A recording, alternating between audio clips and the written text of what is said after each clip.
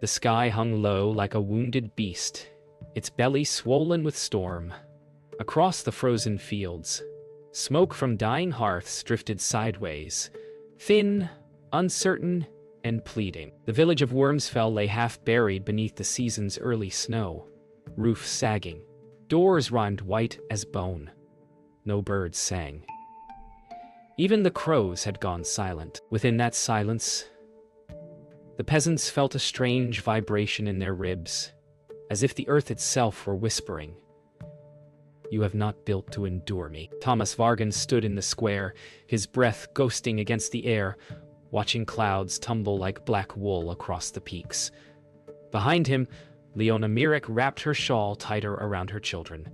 The storm would not wait. Somewhere beneath the frozen ground, the ancestors murmured through the roots of trees, urging the living to remember the old ways. The warmth found not in stone, but in the soil's own embrace. Morning comes dim and brittle. The snow has not stopped, only softened into silence. Thomas gathers the men near the chapel, his voice cutting through the cold. They cannot patch what's broken again. They must rebuild. His words stir the frost-bitten crowd, but fear roots deep. The old ways are forbidden. Wood from the sacred forest is taxed, clay from the stream claimed by the Lord. Yet, Leona steps forward, eyes bright with resolve. "Then we build where no one sees," she says. A spark leaps among them. Bridget nods, whispering blessings older than church bells. The sound of axes soon echoes from the tree line, mingling with the groan of ice. Axes strike wood with dull rhythm, the forest answering in hollow cries. Thomas marks each tree with a cross, his breath clouding in the light that filters pale through frost. Leona swings beside him, defying whispers that call her unnatural. Her hands bleed, yet she does not stop. The sound of cracking trunks becomes their anthem, an act of rebellion against hunger. Bridget collects moss and mud from the frozen creek, muttering charms to keep the spirits appeased. As the sleds fill, Edric runs between them, laughter rising, a fragile, precious sound amid the winter's throat. The first walls rise from the snow, crude, uneven, alive. Thomas presses wet clay between logs, steam rising where it meets the cold. Leona's voice hums an old cradle song as she works, its melody trembling through the timbers. Bridget watches from the ridge, murmuring to unseen guardians. Every strike of hammer and hand becomes a prayer, not for beauty, but endurance. Around them, other villagers join, passing branches, tightening rope, layering straw. The rhythm of their labor becomes music, a defiance against the Lord, against death, against the white silence that swallows all things left undone. Night descends thick and blue. Within the half-built frame, a single fire burns. The villagers sit shoulder to shoulder, their faces lit gold, their eyes heavy with exhaustion and wonder. Thomas studies the flames as if reading a prophecy. Leona hums softly beside her sleeping children. Outside, the wind howls, not angry now, but watchful. Bridget casts a handful of salt into the fire, and the sparks rise like stars escaping. For the first time in months, laughter touches the walls. They are still cold, still hungry, but the home has begun to breathe. In the silence that follows, Thomas whispers, "We'll live through it this time." No one answers, only the crackle of promise. The sound of work fills the hollow between mountains, a heartbeat of hammers, axes, and voices. Thomas divides the labor, his tone steady but soft, shaping trust as carefully as timber. They build by daylight, hide by dusk, hauling wood deeper into the forest, where the Lord's riders dare not tread. Leona keeps pace with the strongest men, her fingers split and raw, her laughter cutting through exhaustion like sunlight through smoke. Bridget tends the fires and murmurs over the sap that seals their beams, speaking to the trees as if they were kin. Each swing, each breath, each wound becomes a measure of belonging. When night falls, frost blooms along their lashes, silent medals of their defiance. The forest gives grudgingly, Trees crack like old bones, their scent thick with sap and sorrow.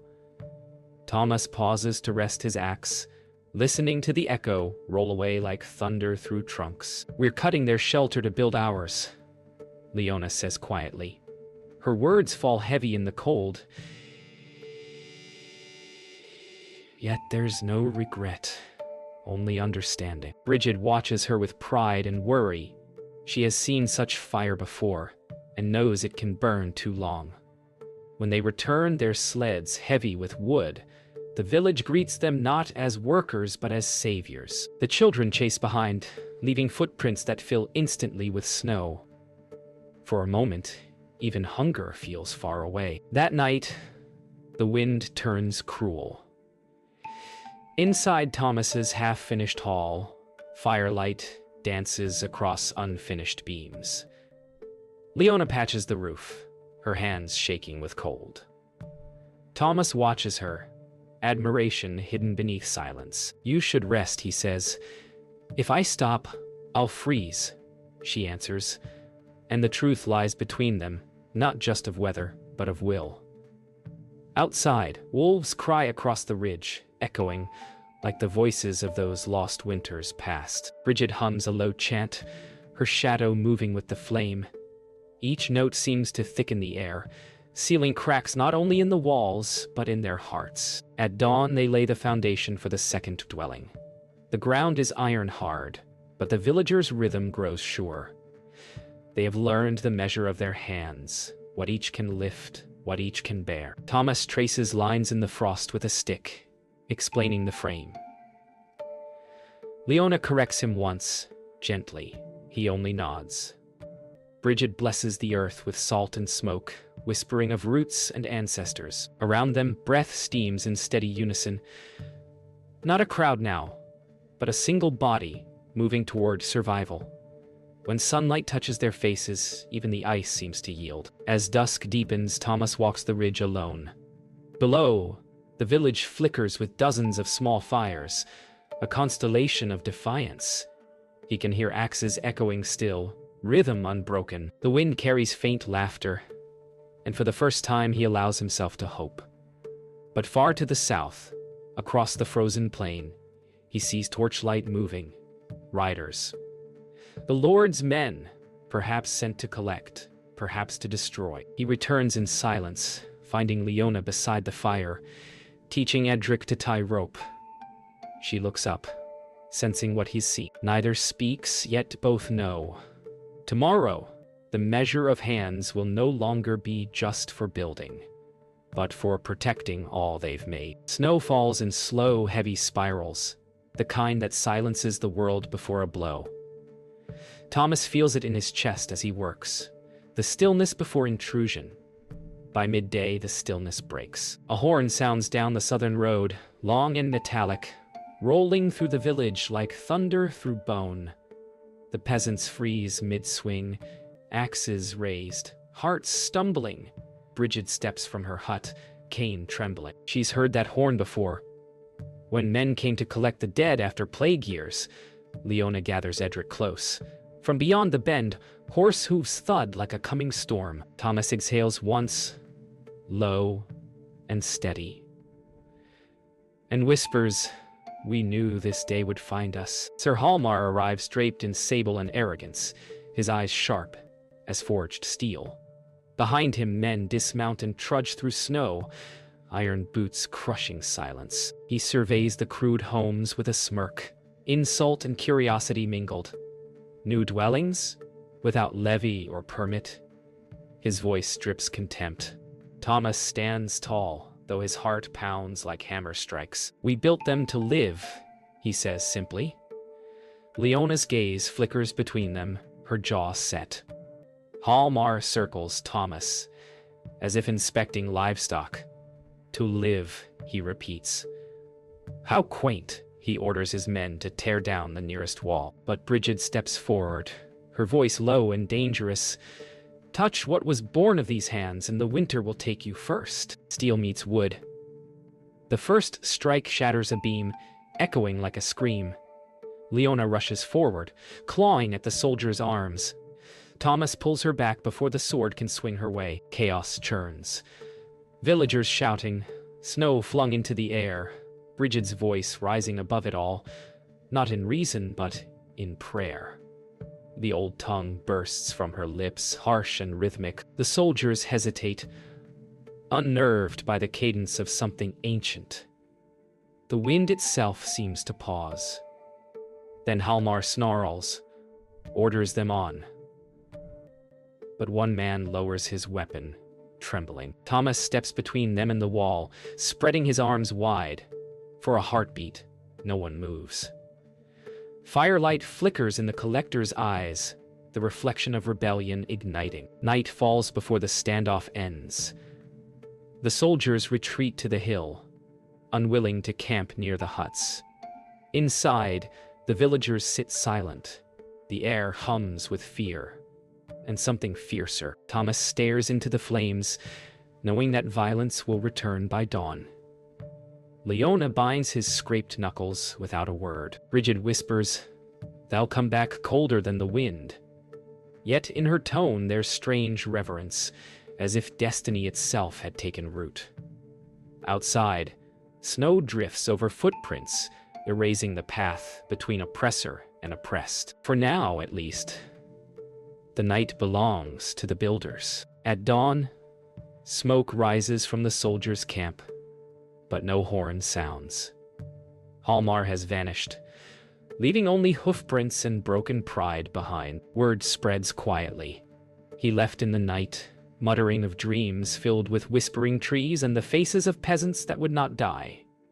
Thomas says nothing, though he sees Brigid smile for the first time. The villagers work again, faster now, as if every heartbeat matters.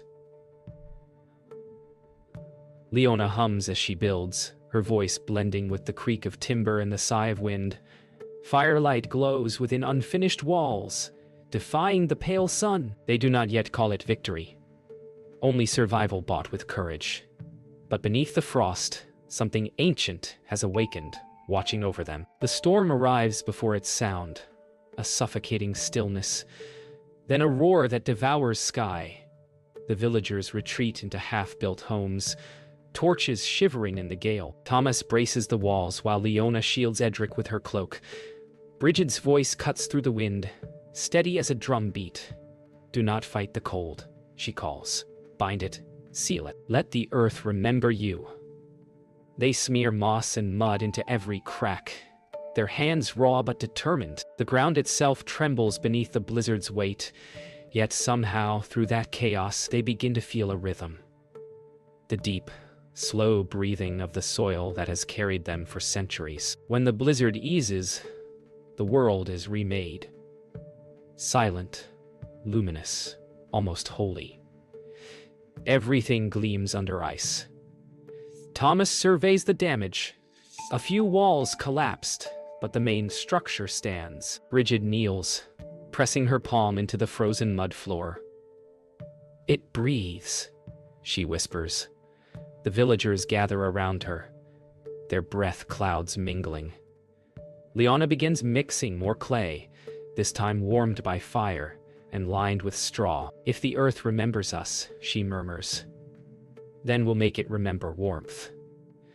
They work in pairs, sealing every wall until the air within grows thick and alive. Each handful of clay becomes a pulse, each strike of the trowel a prayer. Inside the rebuilt walls, warmth begins to grow like a living thing. Brigid teaches them to mix animal fat with crushed herbs, sealing seams so the scent of pine and thyme lingers in the air. The children laugh again, a sound rare as spring. Thomas, watching Leona instruct others, realizes he no longer sees her as a helper, but as an equal, maybe more. Their hands brush when passing a pail, both pretending not to notice. Outside, frost creeps thick on the windows, but inside the fire hums and walls sweat faintly from heat. The home breathes indeed, slow, steady, alive. They name it Hearthborn. And through its warmth, the village rediscovers the art of belonging. That night, Bridget gathers them in the center of the hall. She burns sage and whispers in a voice barely above the crackle of fire. The walls will keep the wind, but only your hearts will keep the cold. Her gaze drifts over Thomas and Leona, pausing on their tired smiles. Edric curls beside the hearth, dreaming. Outside, wolves prowl unseen, their howls mingling with the groaning ice. The storm hasn't ended, it's only breathing in. Yet inside, every ember burns steadier, defying the void. When Bridget's chant ends, the villagers remain silent, as if afraid that sound might break the spell holding warmth in place. Before dawn, Thomas wakes to the sound of melting. Droplets fall from the rafters, slow, rhythmic, like the first notes of spring. He steps outside. The snow still lies deep, but warmth breathes through the seams of the homes, spilling faint vapor into the air. Leona joins him, their silence gentle. "It's working," she whispers. Bridget stands at a distance, watching, her cane planted like a banner.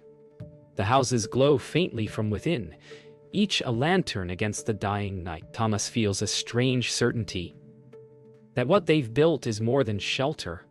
It's a memory of life itself, preserved against forgetting. As the sun crests the ridge, gold light floods the snow, and for the first time, winter seems small. The sky tears open with a roar. Snow falls sideways, driven by wind that screams through every crack, like the voice of some ancient god. The world vanishes in white. Thomas and Leona race between homes, sealing doors, shouting for others to stay inside. Bridget's chants are lost in the gale, her words scattered like leaves. The roofs groan, beams bending under ice. A newborn wails somewhere beyond the storm. Thomas's breath turns to frost as he looks toward the sound, and knows, not all homes will hold, not all will live. He grips Leona's arm. "Get the boy to safety," he says. She shakes her head. "We go together." Then they vanish into the white. They find the child's hut half buried, roof sagging under the storm's weight. Inside, faint cries echo beneath the groaning beams. Thomas shoulders the door open, snow cascading in behind him. Leona crawls through, sweeping aside debris until her hands find warmth. A tiny body, wrapped in rags. The ceiling cracks, a line of daylight splitting the dark. "Go!" Thomas shouts. She clutches the child and runs, but a beam collapses across the doorway. Snow and dust swallow them. Thomas throws himself forward, his strength meeting the weight of the world. The blizzard howls approval or mockery. None can tell. He lifts the beam just long enough for Leona to crawl free. "Go!" He roars again, his voice torn from him like breath in fire. Leona stumbles into the storm, the child clutched to her chest. Behind her, the hut collapses in a roar of splintering wood. For a heartbeat, she believes Tomas is gone. She screams his name, the sound devoured instantly by the wind. Then, impossibly, a figure emerges through the blizzard, dragging himself upright, bleeding from his brow, eyes blazing. He stumbles toward her, coughing, laughing through blood. They fall together into the snow, clutching the child between them. The world is white fire and ice, but inside that small circle of human heat, life still burns. Bridget's voice rides the wind again, faint and melodic, calling them home. They return to Hearthbourne, crawling through drifts as the wind screams overhead. Inside, the villagers huddle, faces pale and silent. Bridget kneels beside the fire, whispering prayers as Leona lays the child near the warmth. Thomas collapses beside them, chest heaving, eyes unfocused. For hours, the storm beats against the walls like a living thing, clawing for entry. The timbers creak, but the walls hold. Firelight flickers, painting faces in shades of gold and fear. Leona hums the same lullaby she sang on the first day of building, a trembling thread of sound binding them all. When dawn breaks, silence returns. Not the silence of death, but of something sacred surviving. When the storm finally passes, the world lies in ruin, but the homes stand. Thomas and Leona emerge into sunlight so bright it blinds them. Snow drifts glisten like glass, and the air hums with fragile silence. They see others rising too, one by one, from doorways rimed with frost. No one speaks. Bridget lifts her arms toward the sky, tears freezing on her cheeks. "The earth remembers us," she whispers. The villagers gather, pressing palms to the walls that saved them, to the soil that held. The child begins to cry, the sound cutting through the silence like the first song of spring. Thomas takes Leona's hand. Their breath mingles in the light. For the first time, winter feels conquered. At first, they think it's the wind, a low hum, soft and strange. But it's water. Snowmelt runs from the eaves in glistening threads, dripping onto clay with the sound of distant chimes. The villagers emerge one by one, blinking at the sunlight. Every surface glows, the earth steaming, the roofs wet and alive. Thomas touches the wall of Hearthborn, feeling its warmth pulse back into his palm. "It lived," he murmurs. Leona smiles faintly beside him, her eyes rimmed with exhaustion and peace. Bridget leans on her cane, looking up at the dripping icicles. "The snow sings," she says. "It remembers what we survived." Around them, children laugh, chasing rivulets through the thawing mud. The thaw reveals what the snow concealed: broken beams, lost tools, the names of those who didn't wake. Bridget gathers the villagers in the square for remembrance. She burns juniper in a clay bowl, the smoke curling like fingers toward heaven. "Not all who fall are gone," she says. "Some hold the walls." Thomas places a hand over his heart. Leona closes her eyes. Silence follows, vast and kind. Then Edric, small voice trembling, begins to sing the lullaby his mother once hummed through the storm. One by one, voices join, rough, low, imperfect, but real. The sound rises like breath returning to the world. For the first time, they are not only surviving the winter, they are burying it. Days stretch longer, brighter. Thomas rebuilds what was lost, but slower now, savoring each strike of hammer, each moment of stillness. Leona tends to the hearths, teaching others how to line walls with moss and clay. The child they saved clings to her like a shadow. She calls him Wren. Bridget spends her hours walking the fields, Cain tapping the soft ground, muttering thanks to roots and spirits. The village begins to hum with quiet purpose, not out of fear, but memory.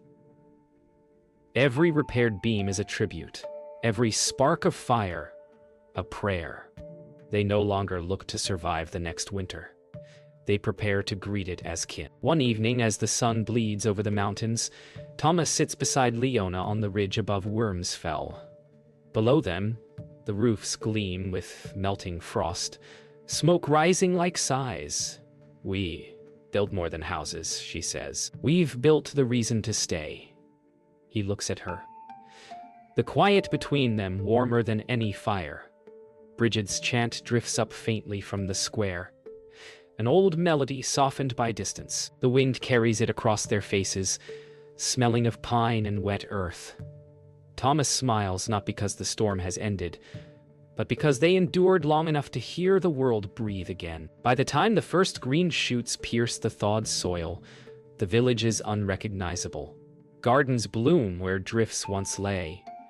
The walls of Hearthborn are warm to the touch even at dawn. Thomas watches Edric and Wren chase each other through the mud, laughter spilling like sunlight.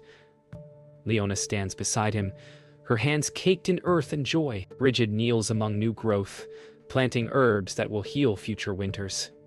Above them, the mountains gleam, no longer menacing, but maternal. "We'll build better next year," Thomas says quietly. Leona nods, eyes glistening. No, she answers. We'll live better.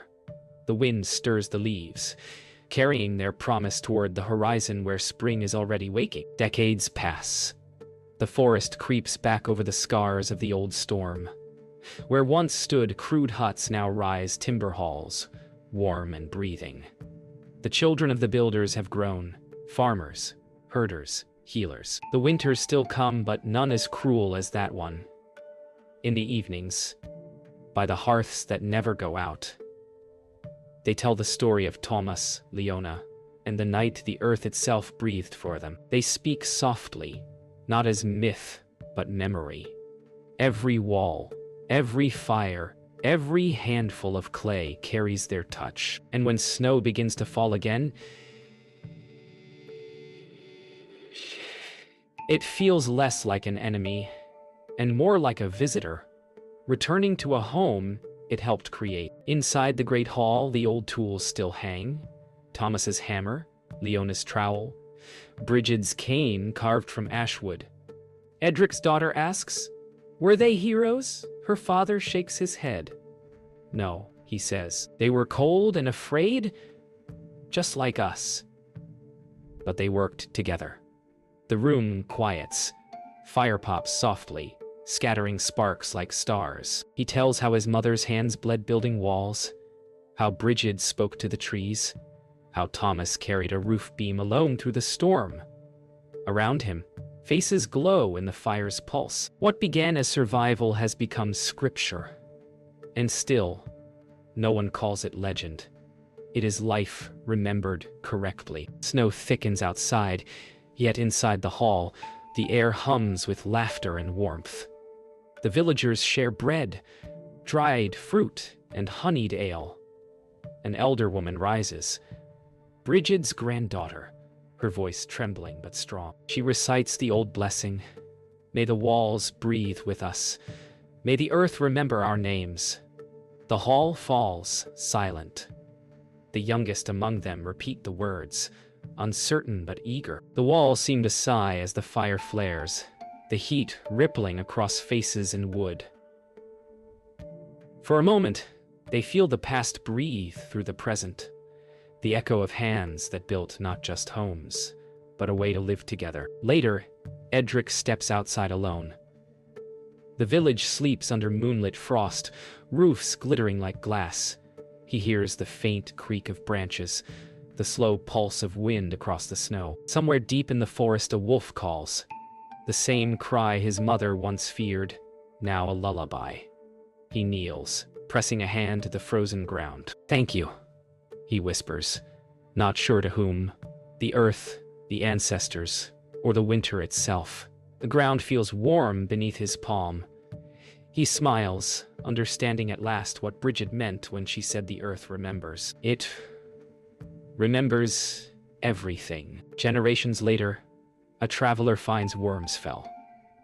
He stays one winter, long enough to hear the story of Thomas, Leona, Brigid, and the winter that nearly erased them.